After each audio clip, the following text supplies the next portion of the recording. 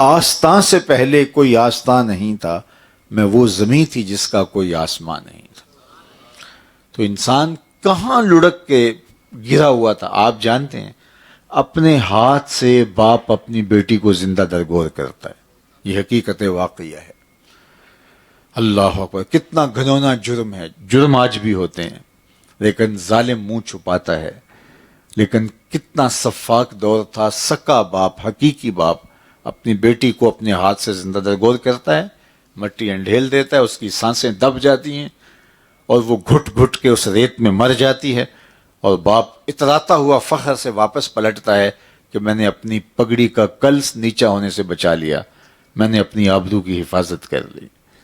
حالانکہ اتنا بڑا جرم ہے۔ وَإِذَا الْمَوْءُودَةُ سُئِلَتْ بِأَيِّ ذَنبٍ قُتِلَتْ، قیامت کے دن قبروں میں گڑی ہوئی بچیاں اٹھائی جائیں گی، ان کے ظالم باپ کے ٹہرے میں کھڑے ہوں گے۔ یہ بات ذہن میں رکھیے، قیامت کے دن سب سے پہلا سوال نماز کا ہوگا اور سب سے پہلا فیصلہ قتل کا ہوگا۔ اول ما یحاسب بہ العبد یوم القیامہ القتل۔ سوال نماز کا سب سے پہلا ہوگا، لیکن سب سے پہلا جو اللہ فیصلہ کرے گا وہ قتل کا ہوگا۔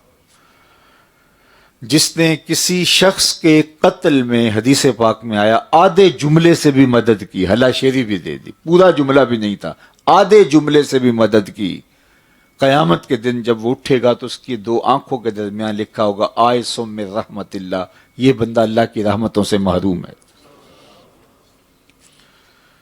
جس نے کسی ایک شخص کو قتل کیا اس نے پوری انسانیت کا قتل کیا، اور جس نے ایک شخص کی زندگی بچانے کا سبب جو بنا اس نے گویا پوری انسانیت کو بچایا۔ یہ ہمارا دین ہے۔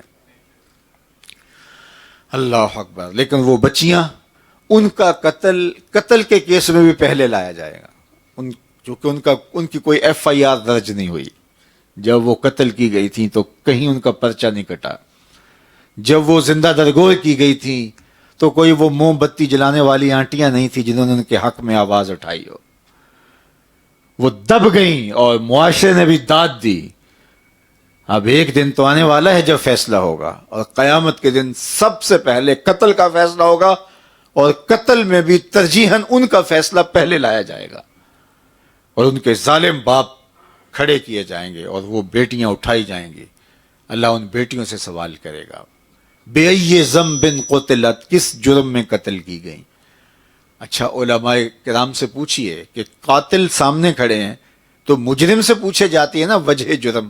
ہماری عدالتوں میں بھی ایسے ہی ہوتا ہے کہ مجرم سے اسباب جرم پوچھے جاتے ہیں، تم نے کیوں قتل کیا، کیا واقعہ ہوا، محرک کیا ہوا، تو وہ بتاتا ہے۔ لیکن یہاں اس طرح بات نہیں کی جا رہی، ان سے نہیں کہا جا رہا تم نے قتل کیوں کیا، بلکہ کہا جا رہا ہے بِأَيِّ ذَنبٍ قُتِلَتْ، یہ قتل کیوں کی گئیں، ان کا کیا قصور تھا۔ اللہ اکبر۔ تو علماء نے کہا کہ بیٹیوں کا قتل اتنا گھنونا جرم ہے کہ اللہ ان کے ظالم باپوں سے بات کرنا بھی گوارا نہیں کرتا، وہ اتنے بڑے مجرم ہیں، اور ایسا جرم ڈٹائی سے ہوتا ہے۔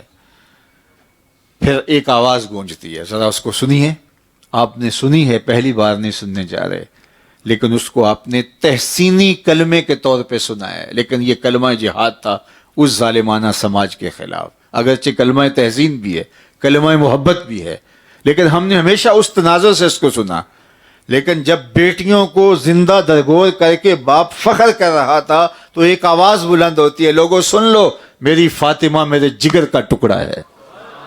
تو یہ اس ظالمانہ سماج کے اندر اعلان تھا کہ بیٹیاں کس مرتبے کی ہوتی ہیں اور بیٹیوں کا کیا مقام ہوتا ہے۔